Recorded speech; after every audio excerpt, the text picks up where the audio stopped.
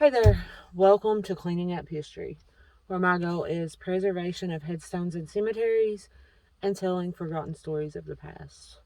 Warning, this video may contain adult content and violence. Viewer discretion is advised.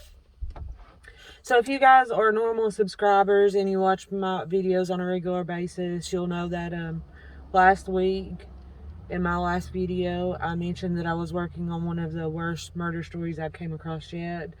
And this is that story. So I'm just going to go ahead and jump right into it. I've been doing quite a lot of research trying to do genealogies and track down all the individuals involved. I haven't had a whole lot of luck with doing so. The Gibson family is pretty evasive and difficult to research. But I'm going to share with you all of the horrible details that I know. So the area that this occurred in is the Roses Creek, Anthrace area. It's part in Clarefield. It's partly Campbell County, partly Claiborne County, and it goes on over not far from the Kentucky border. Some of these individuals were from Kentucky. So the year is 1908, and a newspaper article that was published in February of 1908 talks about a blind tiger that was operated by Jim Terry and John Gibson.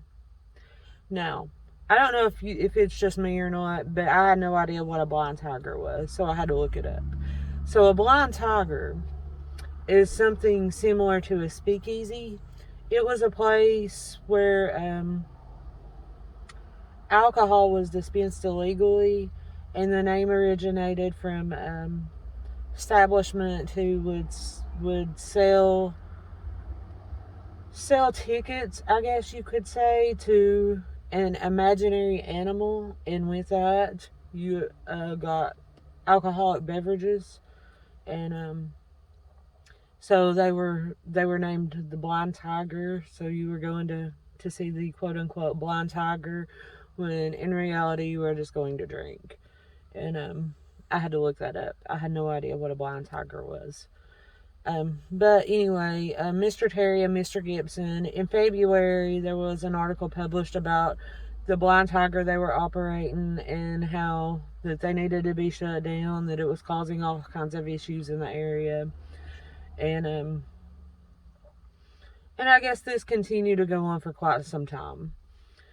And then we'll move forward to September 27th, 1908. John Gibson's mother's funeral.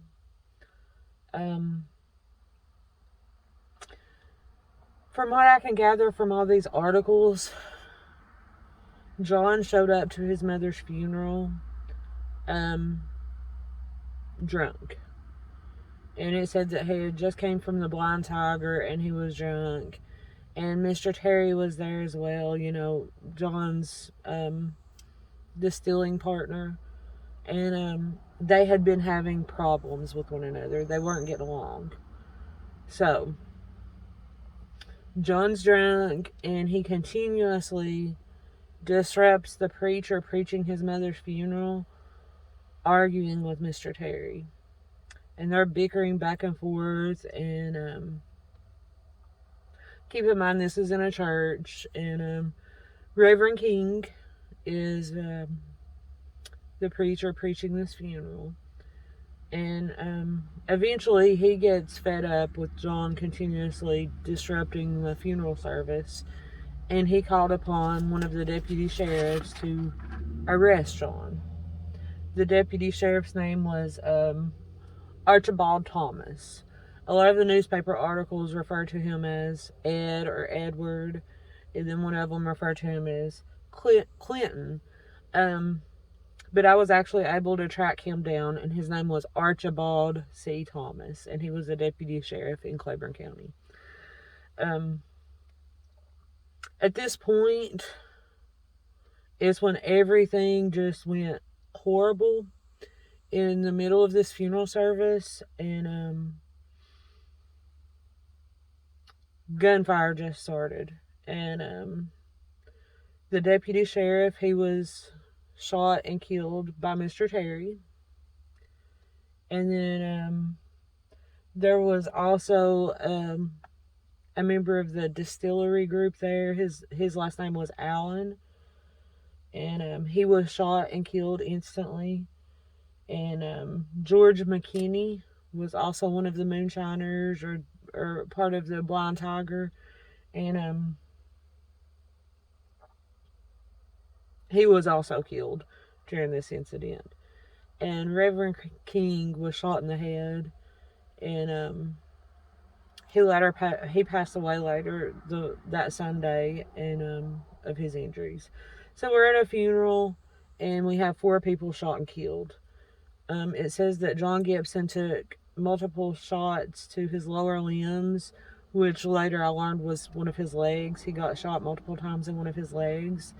And when the officers tracked him down to his home in Kentucky, they couldn't arrest him because he was in such bad shape from all the blood loss and the gunshots that he suffered in his legs.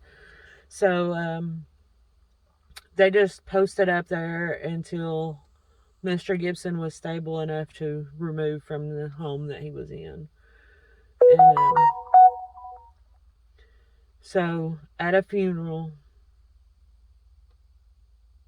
4 people were killed.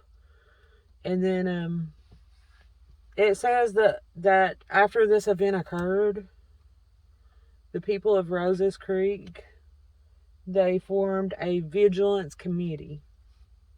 They were just tired of the illegal alcohol operations and all the violence, so they formed this committee to stop it. And it just so happened that same day that they were out and about working in this community, they came across two dead bodies of members of the Gibson family. They were just lying in the road with some playing cards scattered in between them, and it appeared that they had gotten to a dispute and shot one another dead.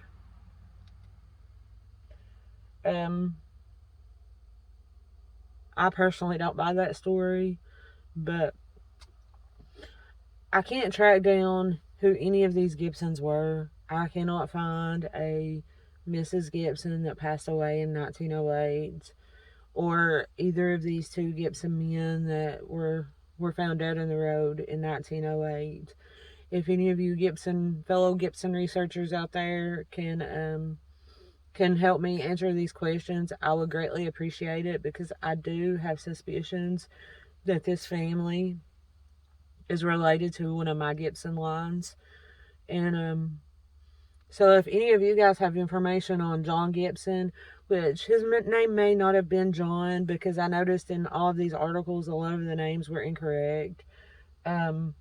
Deputy Thomas, for instance, they referred to him as Ed, but his name was Archibald C. And there was a couple of other ones that were incorrect as well.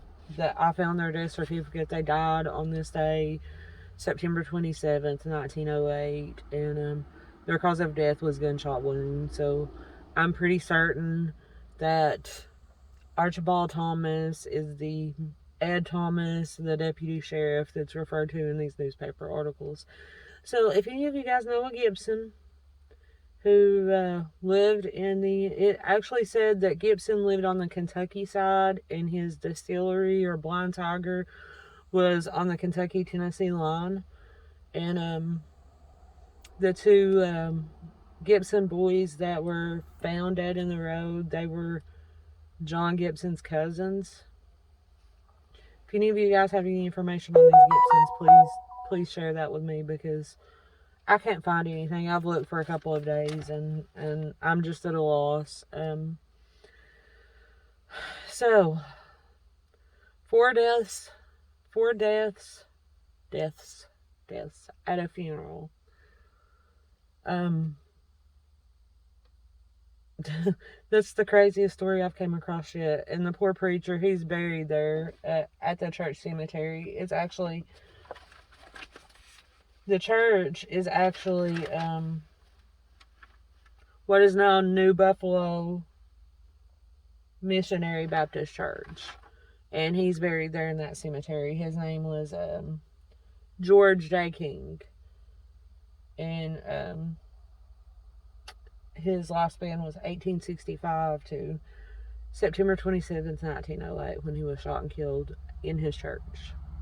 And he is buried there at that church. So that's my story on the bloody anthrax funeral of Miss Gibson. And I cannot find her grave either, or any information about her. But what a horrible story that is at a funeral. So thank you guys for watching as always, and don't forget, if you like the content of my channel, don't forget to hit the subscribe button down below. And if you hit the little bell, you'll be notified anytime I upload any new videos. And as always, I appreciate all the likes, comments, views, and shares. And I appreciate all you guys very much. So thank you for watching, and I will see you next time.